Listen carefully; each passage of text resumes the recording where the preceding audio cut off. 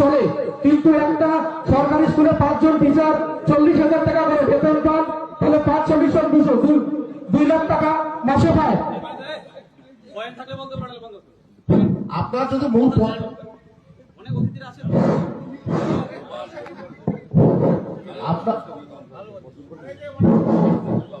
Hello, শিক্ষক শিক্ষিকার উদ্দেশ্যে বলা আছে, আপনারা আপনাদের সমস্যাগুলোর কথা আমাদের চেয়ারম্যানের কাছে তুলে ধরুন।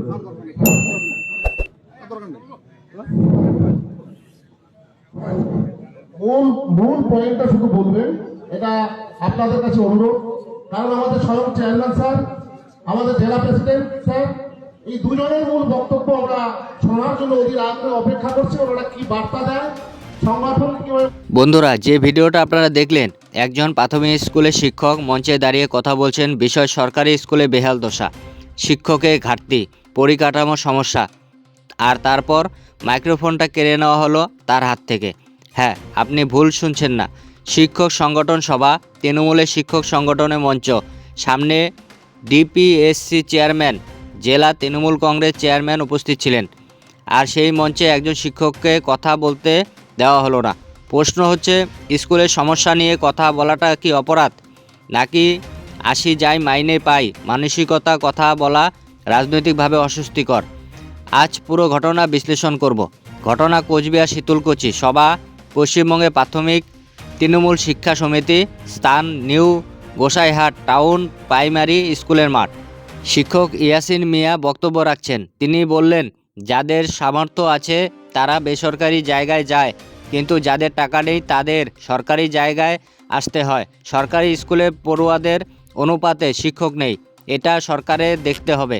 শিক্ষকদের আসি যায় মাইনে পাই মানসিকতা থেকে সরে আসতে হবে।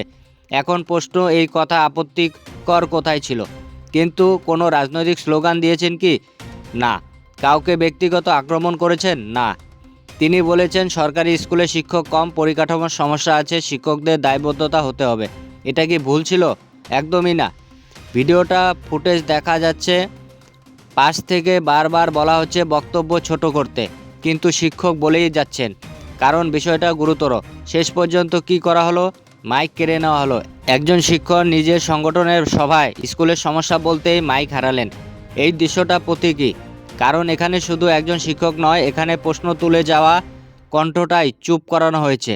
তারপর ডিপিএসসির চেয়ারম্যান রজত বর্মা বললেন, শিক্ষক একই কথা বারবার বলছেন, তার মাইক সরিয়ে নেওয়া হয়েছে।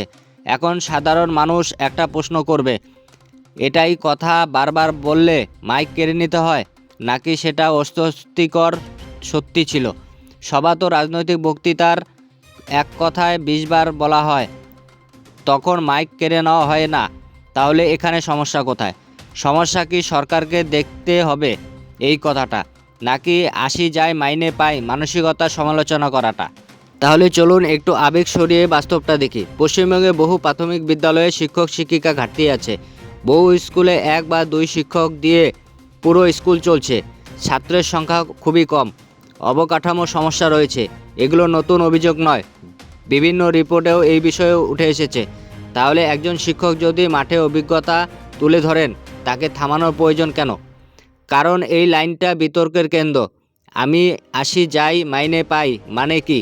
মানে দায়িত্ববোধহীন, কাজের গাফিলতি, শুধু বেতনভোগী মানসিকতা। একজন শিক্ষক যদি নির্দিষ্ট নিজস্ব সংগঠনের মধ্যে আলোচনার ডাক দেন, তাহলে সেটা তো ইতিবাচক হওয়া উচিত। কিন্তু সেটা যদি রাজনৈতিকভাবে অস্বস্তিকর হয়, তাহলে কি সেটা সহ্য করা যায় না? সবাই উপস্থিত ছিলেন ডিএসপি চেয়ারম্যান, কোচবিহার জেলা তৃণমূল কংগ্রেসের চেয়ারম্যান। অর্থাৎ এটা শুধু শিক্ষকদের সভা নয়, এটা রাজনৈতিকভাবে গুরুত্বপূর্ণ মঞ্চ। সেই মঞ্চে সরকারি ব্যর্থতার ইঙ্গিত উঠে এলে সেটা ইমেজ ধাক্কা খায়। আর এই প্রশ্নটাই এখন রাজনৈতিক মহলে ঘুরপাক খাচ্ছে।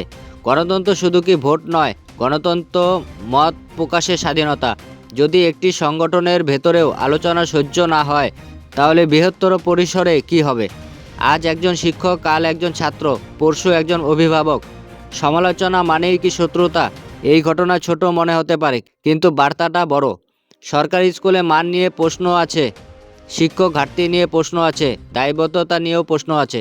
এই প্রশ্নগুলো যদি মঞ্চেই থেমে যায়, তাহলে সমাধান কোথা থেকে আসবে? মাইক কেড়ে নেওয়ার সমস্যার সমাধান নয়, বরং এটা প্রশ্নকে আরও জোরালো করে দেওয়া। বন্ধুরা, আজকের ভিডিওর শেষে একটা কথাই বলবো, সরকারি স্কুল মানেই গরিবের ভরসা, সরকারি স্কুল মানেই ভবিষ্যতের প্রজন্ম।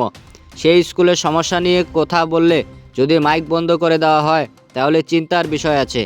আপনি কি মনে করেন শিক্ষক ভুল বলছেন, নাকি সত্যি বারবার বলার জন্য তাকে থামানো হয়েছে?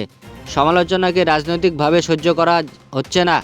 কমেন্টে লিখুন, ভিডিও শেয়ার করুন, কারণ শিক্ষা শুধু রাজনীতি নয়, এটাই ভবিষ্যতের প্রশ্ন। জয় হিন্দ।